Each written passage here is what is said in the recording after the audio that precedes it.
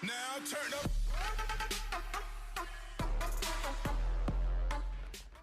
What up is Marcus Dynasty Football Dads? We have a Jerry Jeudy signed jersey. Look at that little smudging Jerry Jeudy.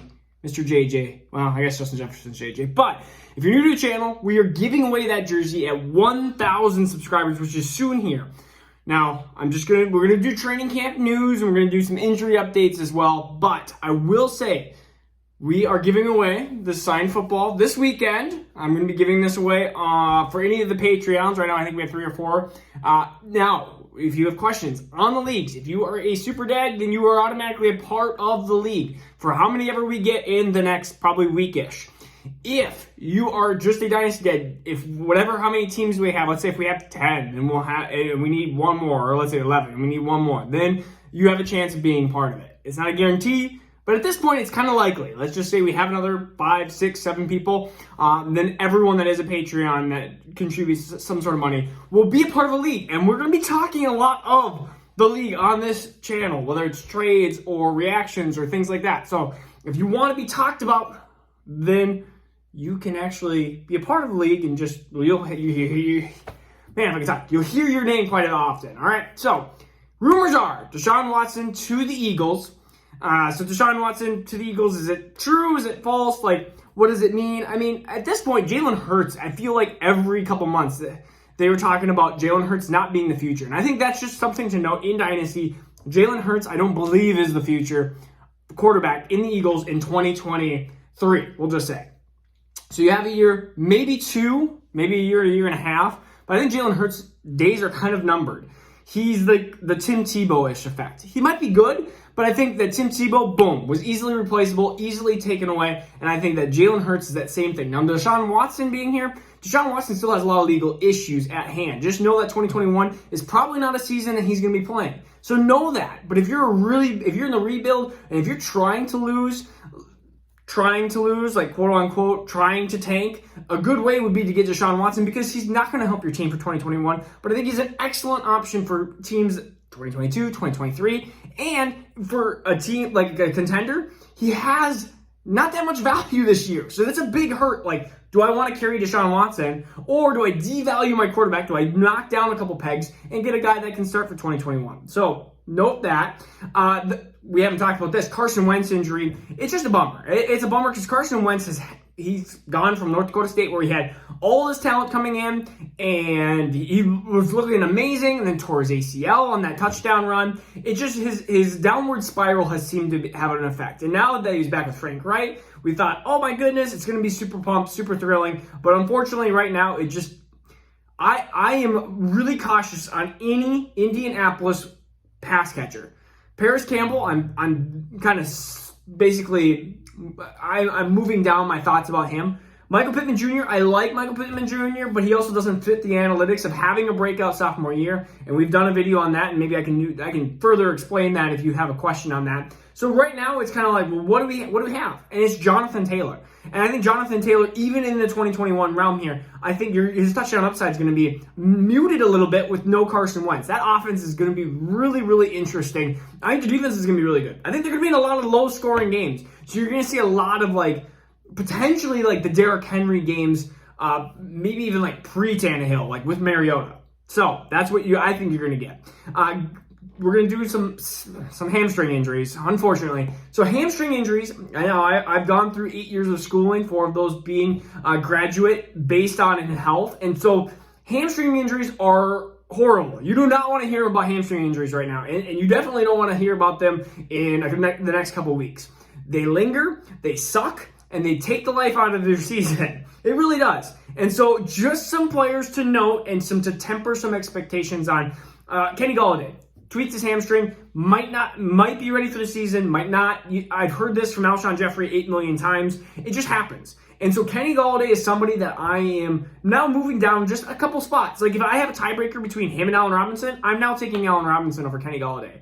And those are the little tiny tweaks that I'm just moving away from Kenny Golladay because of the injury. Am I moving him down a bunch? No, just know that if you have Kenny Golladay, I'm starting to think, well, who can I get to replace that type of, not even replace that value, just make sure that I have some handcuff handcuff spot there. If I have let's say if you start 3 wide receivers, who is my 4th wide receiver? And can he fill in that starting spot? Because Kenny Golladay might not be there, or this thing might pop up in October or November. It just happens.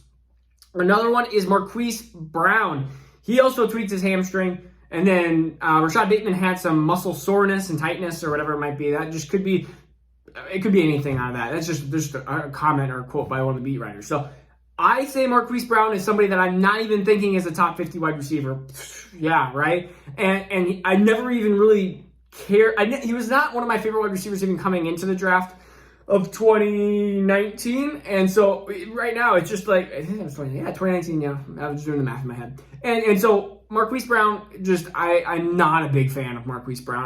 I sell him while you can. I sold him I think I had him in 1 league, and I sold him in the middle of last year because I was like, nah, I'm not dealing with that. So this is like buy or basically, can you buy or can you sell the hype? Donovan Peoples-Jones is lighting up the field. Donovan Peoples-Jones is extremely athletic. I will give you that. He's from Michigan. He's just a huge body, X wide receiver. But to say he's lighting up and then watching the video of him not lighting people up, like literally he just ran straight and like the defender looks like a 3rd string defender, is just 5 yards. Just can't keep up with the speed. Pro cornerbacks are most of the time going to be able to keep up with that. There's some other plays I was just kind of like, it didn't look anything crazy or special. Donovan Peoples-Jones, if you have a super deep flyer, go for it. But is his value shooting through the roof, in my opinion? No. When I saw lighting up, and then I was going through some of the tape that they actually showed of Donovan Peoples-Jones, I was kind of like, it's not CeeDee Lamb. I mean, CeeDee Lamb is lighting people up. Donovan Peoples-Jones is more like, oh, he was open and he got the ball. But getting open is half the battle. I just think that I would sell the hype on Donovan Peoples-Jones. Irv Jones. Why did I put Irv Jones? I probably put Irv Jones down because I did Donovan Peoples-Jones. Irv Smith. Not brain melt. Which I actually have a college football helmet of Irv Smith. Irv Smith is shining, it says at camp. And you watch some of the videos and tape. And I think Irv Smith could easily be a tight end 8, 9, somewhere around there. Do I think he's going to be a top 5 tight end? No. Do I think he's going to be tight end 20? No. I think 8, 9, somewhere around there. I think he's going to have a good jump in value in years. So I would hold on to him if you can, or if you get better value than that, then I would sell him. N'Keal Harry standing out at Patriots practice. Oh, N'Keal Harry. You know what I'm selling? N'Keal Harry is and I got brutalized by a lot of people by me saying N'Keal Harry is the next Laquan Treadwell. And I said that because I looked at the tape and I go, Arizona State, I was like, there's nothing extremely special about him. Like he's big body, he's got big catch radius, doesn't get open, doesn't get separation. And yeah, he does a little bit of a good slant. What else does he do? I was so confused. I was so confused why he was drafted as high as he was and how he was rated as the number 1 wide receiver. I was just shocked. I was like, N'Keal Harry, it just doesn't make sense. I actually didn't like many of the wide receivers of the 2019 class, but N'Keal Harry was a really confusing one for me, and I was like, I don't understand this. I really don't. And so N'Keal Harry, then his value went so low, really low, that I was like, oh, sure, I'll throw a little flyer in there and grab him and see what happens. And then he did nothing. And so I think at this point, N'Keal Harry is still, I'm sticking to the guns of not being when I bought him, I bought him at wide receiver 70. And so I think he could probably be wide receiver 70, and we don't care. And it's irrelevant. And it was one of those guys that was like, he's got a lot of draft capital. Who knows? Never know. Maybe he turns into something. At that price, you got to do that. So there is a point where you can buy anybody. Travis Etienne being uncoverable. Yeah, this is not surprising. Travis Etienne is ridiculously, not even just athletic. His burst, his acceleration. I don't even know what kind of car just goes from 0 to 60 super, super fast, but that would be Travis Etienne. And I love him. I love him. I think 103 is the perfect spot for him. Yes, over Jamar Chase, over Devontae Smith. I think Travis Etienne, he is going to be the Alvin Kamara role. And I talked to Alvin Kamara and Latavius Murray to the James Robinson and Travis Etienne's hype. I think Travis Etienne is going to be utilized a lot. They're going to do 2 running back sets. He's got Trevor Lawrence. It's going to be a fun show.